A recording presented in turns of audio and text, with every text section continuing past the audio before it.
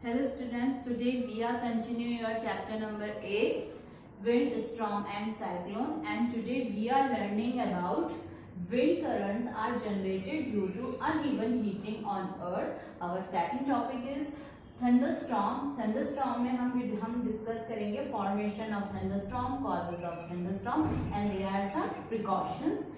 Last topic is cyclone. In this we discuss about the causes, factor, structure of a cyclone and destruction causes by cyclone. Now what causes the winds? Wind currents are generated due to uneven heating on earth. जो wind current होता है वो generate होता है because of uneven heating on earth. Depends upon two situation. ये depends करेगा, it depends upon two situation. इसके लिए two situation पे ये depend करता है. फर्स्ट है uneven heating between the equator and the pole. जब uneven heating produce हो जाती है equator और poles के बीच में. As we know that different part of earth receive the different amount of heat. हमें पता है जो अर्थ के डिफरेंट पार्ट्स है वहाँ पे भी different parts of heat receive करता है वो सन से because of rotation and revolution. In equators receive direct sun rays due to which it gets more heated up as compared to poles where the sun rays are slanting. It means जो equator होता है वो sun rays कैसे receive करता है, direct करता है. इसी कारण जो वहाँ पे जो उसका एरिया बोल सकते हैं हम या हम उसका प्लेस या हम उसका क्लाइमेट बोलते हैं वो कैसा होता है, बहुत ज़्यादा वार्म होता है एज कम्पेयर टू पोल्स के कंपेयर में. बिकॉज जो पोल्स में जो सन रेज पड़ती हैं वो कैसे पड़ती हैं, थोड़ा स्लोप्ड पड़ती हैं.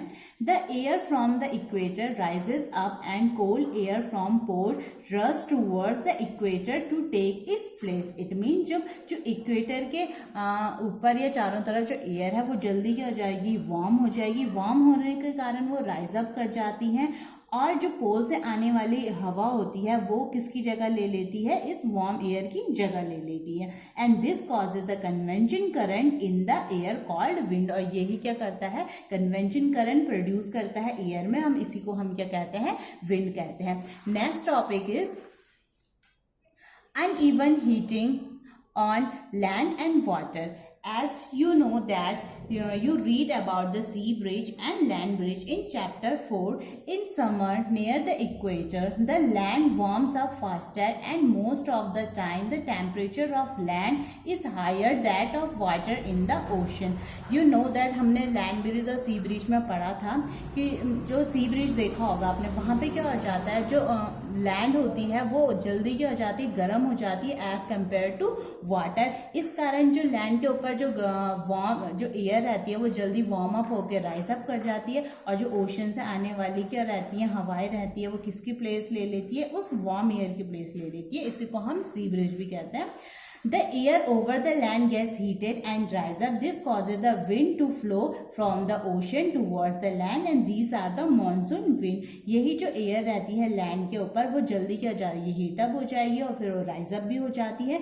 यही क्या करती है, यही कॉज करती है flow from the ocean to the land. और जो ये विंड होती है उसका फ्लो करती है ओशन से किसकी ओर, लैंड की ओर. और these are the monsoon wind. इनको हम क्या कहते हैं, monsoon wind. The word monsoon is drive from the Arabic world मौसम. एज यू नो दैट जो मानसून वर्ल्ड है वो ड्राइव हुआ है एक अरेबिक वर्ल्ड से, मौसम से, जिसका मीनिंग होता है season.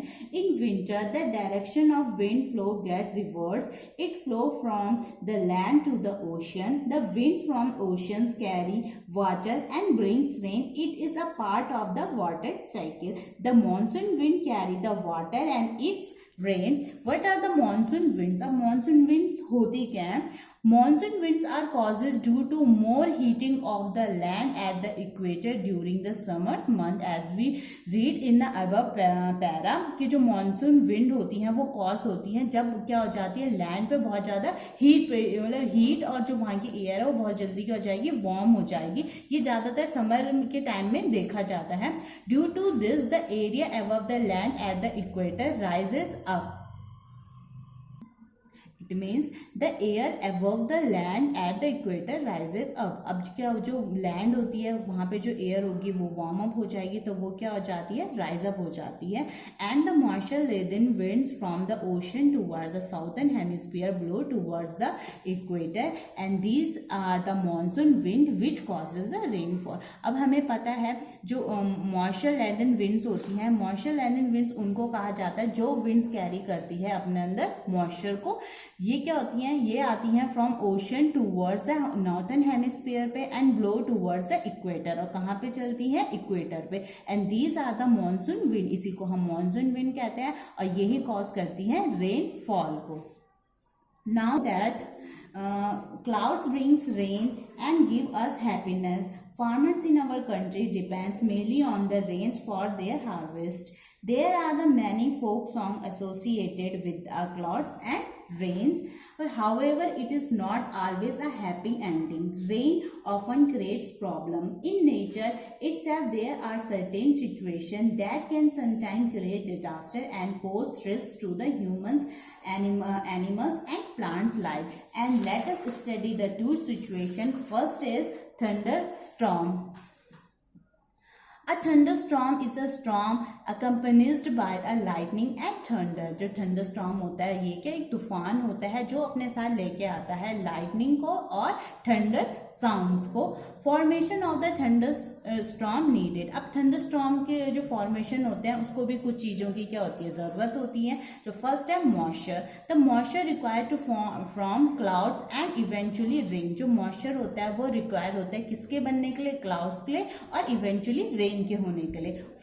the front like sea bridge or mountains that help in lifting the warm air upwards. अब आपने देखा है जो सी ब्रिज और माउंटेन्स होती हैं उसकी भी हमें हेल्प चाहिए होती है कि वो क्या करती हैं, जो वार्म एयर होती है उसको क्या कर देती है, राइज अप कर देती है। ठीक है, now last one is rapidly rising warm air. अब यहाँ पे क्या होता है, जो वार्म एयर है वो रैपिडली राइज अप होती है। Due to the sun's heats the temperature of place rises. Sun के कारण जो वहाँ का जो टेम्परेचर होता है वो भी इंक्रीज होता रहता है। The rising in temperature warms the air. और जो ये क्या होता है, जो टेम्परेचर में लगातार क्या करना, इंक्रीज हो जाना, वो वहाँ की एयर को भी क्या कर देता है, वार्म कर देता है। And the create the strong winds which arises in a upward direction. और ये वहाँ पे बहुत ज़्यादा स्ट्रॉन्ग विंड्स को क्रिएट कर देता है जो क्या होती है, बहुत ही जल्दी राइजेस अप हो जाती हैं। Now what are the causes of thunderstorm. और थंडरस्टॉर्म के क्या कॉजेज हैं? Thunderstorm develops in hot and humid areas like India. जो थंडरस्टॉर्म है वो डेवलप्ड होता है हॉट और ह्यूमिड प्लेस पे, जैसे कि जिनको बोल सकते हैं हम जो ट्रॉपिकल रीजन के नियर होते हैं वहाँ पे थंडरस्टॉर्म ज़्यादा देखने को मिलता है। For example in India the rising temperature produce strong upward rising winds. अब देखो टेम्परेचर में इंक्रीज होगा तो वो प्रोड्यूस करता है विंड्स को, और ये बहुत ही ज़्यादा क्या हो जाती है, जल्दी जल्दी क्या हो जाती है, राइज अप हो जाती हैं। These winds carry water droplets upward where they freeze and fall again. और यही जो विंड्स होती हैं वो क्या कैरी करेंगी, वाटर ड्रॉपलेट्स को भी कैरी करती हैं, और ये ऊपर जाके फ्रीज यानी कि ठंडी हो जाती हैं, उसके बाद ये क्या हो जाती हैं, फॉल करती हैं। The swift movement of falling water droplets along with a rising air creates lightning and sound. अब यहाँ पे देखिए जो इन दोनों के बीच में एक स्विफ्ट मूवमेंट है, उसी समय क्या हो रहा है, वाटरफॉल भी हो रहा है, उसी समय जो राइजिंग जो एयर है वो भी क्या हो रही है, एटमोस्फेयर में जा रही है, तो ये क्रिएट कर देती है लाइटनिंग एंड साउंड को। And this is a thunderstorm, हम इसी को थंडरस्टॉर्म कहते हैं। अब जो लाइटनिंग होती है वो बहुत ज़्यादा क्या करती है, डैमेज करती है। देखिए the lightning kills many people. जो लाइटनिंग होती है वो बहुत सारे पीपल्स या एनिमल्स को क्या कर देती है, किल भी कर देती है। And cause it damage to the forest and tall structure. और ये डैमेज भी करते हैं फॉरेस्ट को और टॉल स्ट्रक्चर को। इसीलिए आपने सुना होगा जब भी लाइटनिंग होती है तो आपके पेरेंट्स आपको घर से बाहर जाने के लिए मना कर देते हैं। ठीक है, Now we discuss about the precaution of thunderstorm. Precaution to be taken during the thunderstorm. अब thunderstorm के टाइम पे अगर आ रहा है तो हमें क्या प्रिकॉशन रखने चाहिए, इसका हमें ध्यान रखना चाहिए। इफ यू आर आउटसाइड, अगर आप क्या हो घर से बाहर हो, avoid taking shelter under the tall trees और टॉल टावर्स, हमें अवॉइड करना चाहिए कि हम शेल्टर लें किसी भी टॉल ट्री का या टॉल टावर का। Try to get into the car और अ बस और take shelter inside a building, हमें ट्राई करना चाहिए या तो हम कार के अंदर हो या बस के अंदर या हम किसी बिल्डिंग के अंदर शेल्टर लें। Stay away from water bodies, जहां पे भी हमें पानी दिख रहा है, चाहे रिवर हो, लेक हो, पाउंड हो, वहां से क्या होनी चाहिए, हमें दूरी बनाए रखनी चाहिए। इफ यू आर इनसाइड, अगर आप घर के अंदर हो तो आपको क्या प्रिकॉशन करनी चाहिए, close the window and doors tightly, do not touch electrical equipments और टेलीफोन। ठीक है, सबसे पहले हमें अपने घर के खिड़की दरवाजे टाइटली क्लोज करने चाहिए और हमें कोई भी इलेक्ट्रिकल इक्विपमेंट टच नहीं करना चाहिए, इवन हमें टेलीफोन को भी टच नहीं करना चाहिए। Listen to the battery operator radio for the latest information, और जो बैटरी ऑपरेटर रेडियोस होते हैं उनमें मौसम विभाग द्वारा जो जानकारी दी जाती है उसकी जो लेटेस्ट इंफॉर्मेशन होती है वो हमें सुननी चाहिए। Our last topic is cyclone. अब साइक्लोन होता क्या है? The cyclone are voluntary storm which with an intense spirals and accompanies by the strong winds and heavy rains. अब जो साइक्लोन होता है ये बहुत ज़्यादा तेज तूफान होता है, इसमें ये क्या करते हैं, स्पेरिकल क्रिएट करता है और जिसमें ये बहुत तेज हवाएं चलती हैं और बहुत ज़्यादा हैवी रेनफॉल होता है। They are causes due to the strong winds blowing around the central area having the low atmospheric pressure. अब यहाँ पे डिपेंड करेगा कि कहाँ पे लो एटमोस्फेरिक प्रेशर है, ठीक है, उस एरिया में ये क्या कर देता है, वहाँ पे जो विंड की जो स्पीड है वो बहुत ज़्यादा क्या हो जाती है, तेज हो जाती है, इसीलिए वहाँ पे क्या कॉज हो जाता है, साइक्लोन। अब हम इसके कॉजेज देखेंगे कि कैसे साइक्लोन क्या होता है, कॉज करेगा।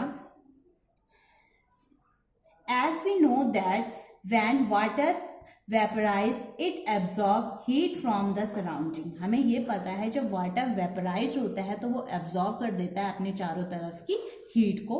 Water vapour rises in the atmosphere where is cool down the when water vapour change back into the liquid the heat is release into the atmosphere. अब आपको पता है जब वाटर वेपर क्या हो जाता है, राइज अप हो जाता है हमारे एटमोसफियर और वो ठंडा भी हो जाता है। जब वो क्या हो जाता है, वाटर वेपर की जो प्रोसेस होती है जब वो चेंज हो जाएगा लिक्विड में तो वहां पे बहुत सारी हीट क्या करता है, वो रिलीज कर देता है हमारी एटमोसफियर पे। This warm the air around it, ये जो हीट है वो क्या कर देगी, जो उसके चारों तरफ की एयर है उसको वार्म कर देगी। The warm air trends to rise and causes the drop in the pressure. अब आपको पता है जो वार्म एयर होती है वो बहुत ज्यादा क्या होती है, लाइट वेटेड होती है, तो वो क्या हो जाएगी, राइज अप कर देती है हमारे एटमोसफियर पे और ये कॉज करती है ड्रॉप इन द प्रेशर। ठीक है, यहाँ पे ये ड्रॉपलेट्स प्रोड्यूस करेगी।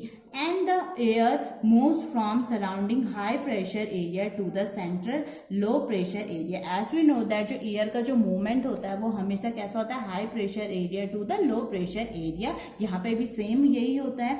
And the cycle is repeated, ये साइकिल बहुत क्या होती है, रिपीट होती रहती है। The chain of the events leads to the information of very low pressure system surrounded by which very high speed winds and this weather condition is a cyclone। इसी weather condition को हमने क्या कह दिया है, cyclone। Now there are some factors, the factors affecting cyclone: wind speed, wind direction, temperature and humidity contribute to the development of the cyclone। अब यहाँ पे development of cyclone पे कौन कौन से फैक्टर होते हैं जो उसमें कंट्रीब्यूशन देते हैं। सबसे पहला आपका wind speed हो गया, wind direction हो गई, temperature हो गया, अब वहाँ की humidity। Now we discuss about the structure of a cyclone। अब structure of cyclone होता क्या है? The center of the cyclone is a calm area। calm area हम बोल सकते हैं जो साइक्लोन का सेंटर होता है वहां पे कोई भी क्लाउड नहीं होता है, ठीक है, वो क्लाउड लेस होगा। It is called the I of a storm, हम इसको क्या बोलते हैं, तूफान की आंख। ठीक है, in this area winds are not very strong. ठीक है, इस एरिया में जो विंड्स होती हैं वो क्या होते हैं, ज्यादा स्ट्रॉन्ग नहीं होती हैं। And there is no rainfall, यहाँ पे कोई रेनफॉल नहीं होता है। But the winds around the eye, पर जो विंड के चारों तरफ की क्या, जो आई के चारों तरफ की विंड होती है उसमें बहुत ज्यादा जो उसकी स्पीड होती है वो बहुत ज्यादा हाई होती है। Have the high speed up to 200 kilometre per hour. जो उसकी स्पीड होती है वो क्या होती है, 150 या 250 से क्या करती है, वेरी कर लेती है। है। Away from this region the wind speed gradually decreases, ठीक है। इस रीजन को छोड़ के जो विंड स्पीड है वो डिक्रीज होती है। The formation of cyclone is very complex process, ठीक है। जो फॉर्मेशन ऑफ साइक्लोन है वो बहुत ज़्यादा क्या है, कॉम्प्लेक्स फॉर्मेशन है, ठीक है। Now we discuss about destruction causes by a cyclone. अब साइक्लोन क्या क्या डिस्ट्रक्शन क्या करता है, कॉज करता है। देखिए, trees building ETC collapse due to the strong winds killing many people.